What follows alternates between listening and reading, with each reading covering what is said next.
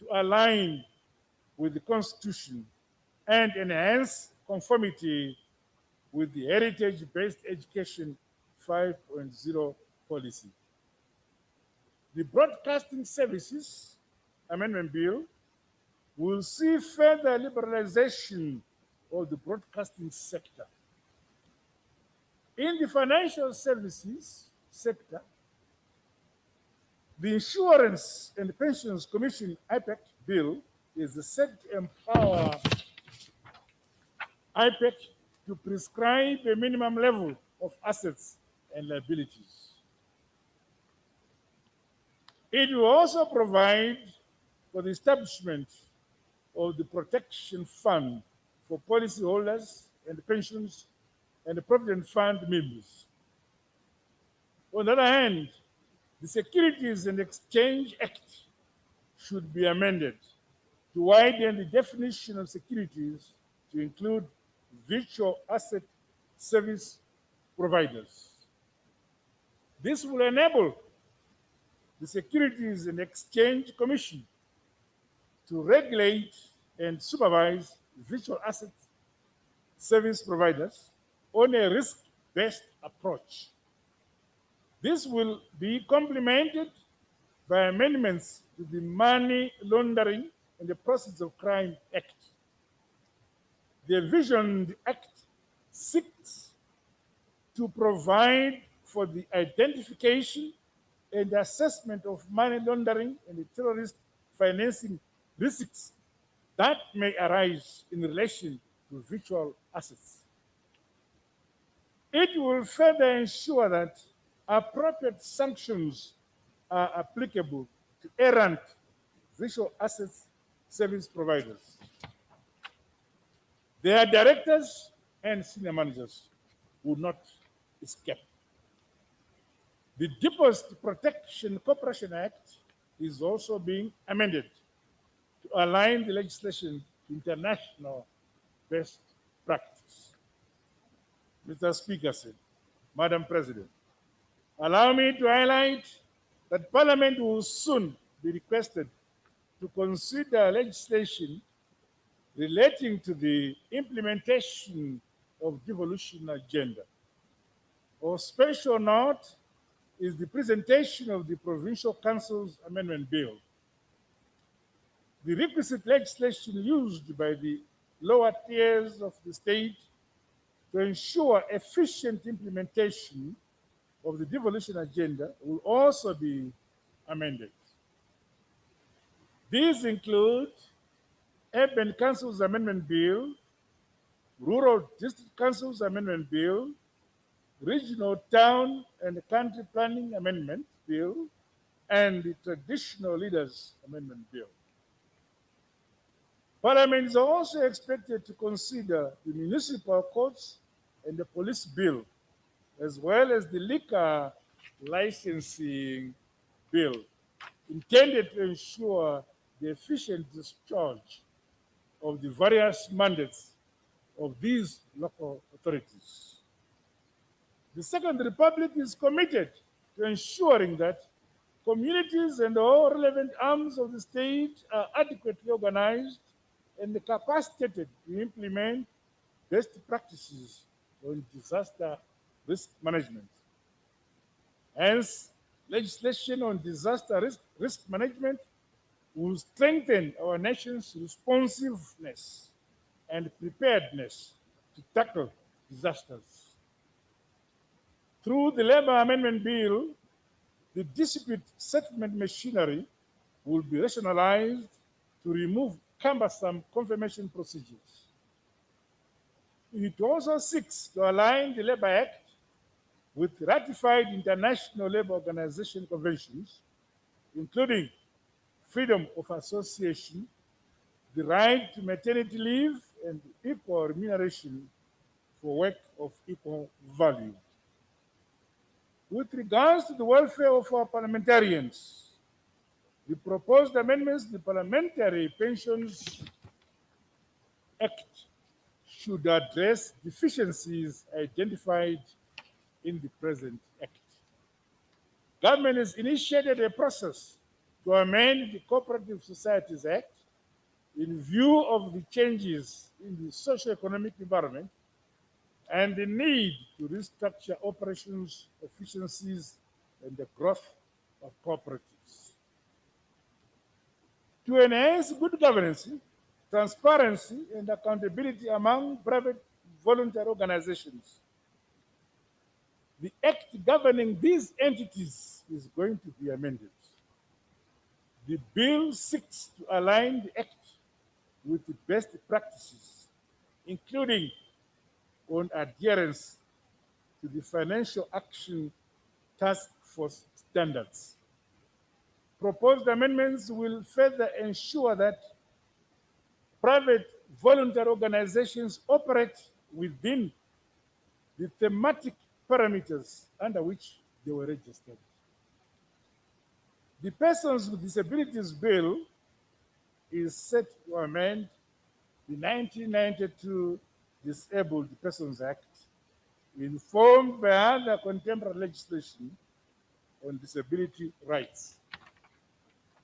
With regards to children, the Child Justice Bill seeks to establish a child justice system for children in conflict with the law in accordance with the Constitution and international obligations. Additionally, the Guardianship of Minors Amendment Bill will amend the Guardianship of Minors Act by revising matters incidental to the definition of guardianship and custody. Through the Administration of Justice Amendment Bill, government intends to align the Administration of Justice Act to the Constitution. The Judicial Laws Amendment Bill will amend the High Court Act, Labor Court Act, the Magistrates Court Act to ensure the proper functioning of the lower courts and efficient justice delivery. The fourth session will consider the Prisons Amendment Bill targeted at establishing a progressive system based on principles of rehabilitation and reintegration of offenders into society. The Independent Security Services Complaints Commission Bill, which seeks to provide for an independent complaints mechanism by members of the public, should equally be considered during this session. The Defense Amendment Bill, Anti-Personnel Landmines Prohibition Amendment Bill, and the Biological and Toxin Weapon Welfare Bill will also be tabled before the fourth session in accordance with the need to fulfill our country's international obligations. I'm also aware of the expectation to migrate to the new Parliament building in the new city in Mount Hampton. The progress on the construction works to date is indeed pleasing. To our parliamentarians, I wish to reiterate the need to expedite the legislative work that lies ahead for the remainder of this year. And going into 2022, let there be a common desire to prioritize the enactment of laws which reflect and give impetus to the developmental aspirations of our people. Mr. Speaker, sir, Madam President, in concluding my address, I wish to express my profound gratitude to all the people of our great country for collectively creating and sustaining an atmosphere of peace, love, harmony, and unity. I urge us not to tire in doing well, working hard and building our mother country. In due season, we shall surely reap successes and prosperity in the Zimbabwe we all want and we all deserve. With these remarks, Mr. Speaker, Madam President, It is now my singular honor and privilege to declare the fourth session of the Ninth Parliament of Zimbabwe duly open for business. God bless you all. God bless Zimbabwe. I thank you.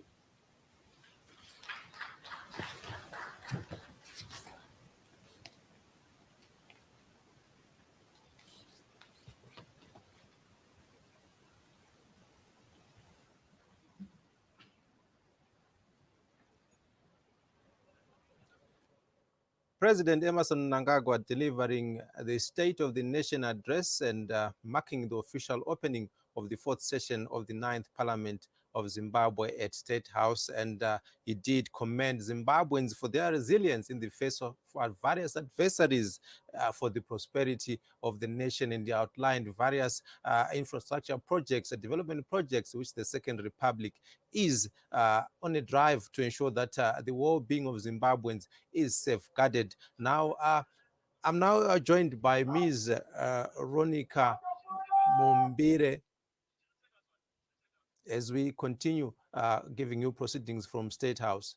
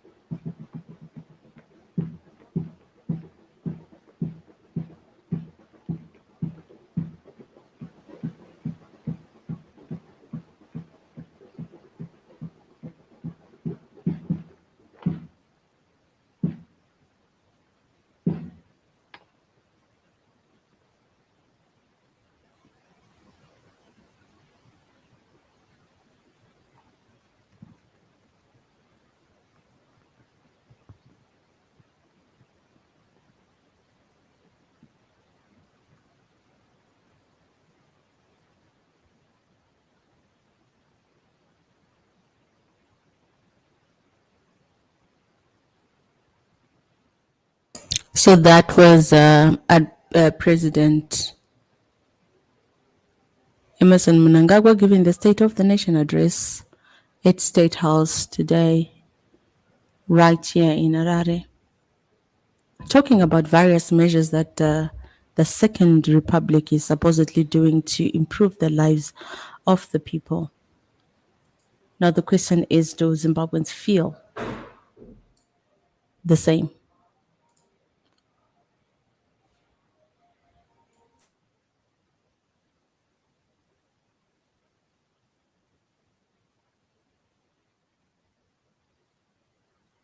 So the inspection of the Guard of Honor is taking place now at the State House. That is the official opening of the fourth session of the Ninth Parliament that was adjourned in September of 2021.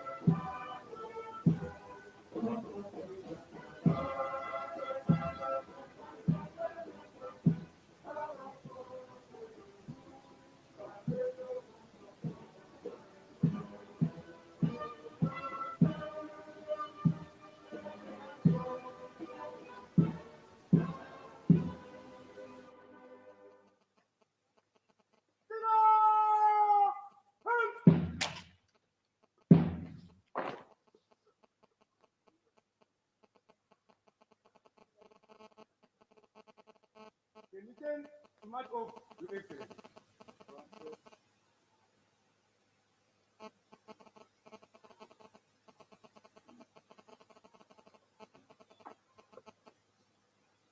Reconfirm! God of honor! Reform! Freedoms! In class order! Inward! Please!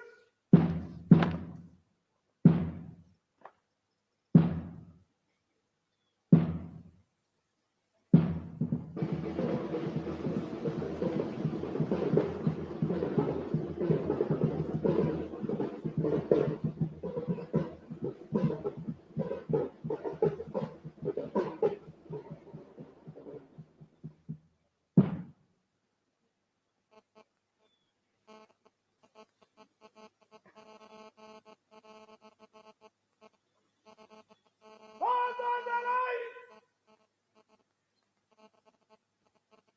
Stand is down! Officers, steady! God of honor! Ahead! Front!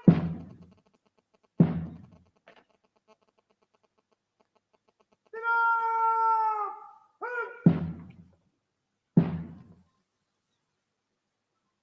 God of honor, mentor! Move to the right to develop a group. Right! Stand!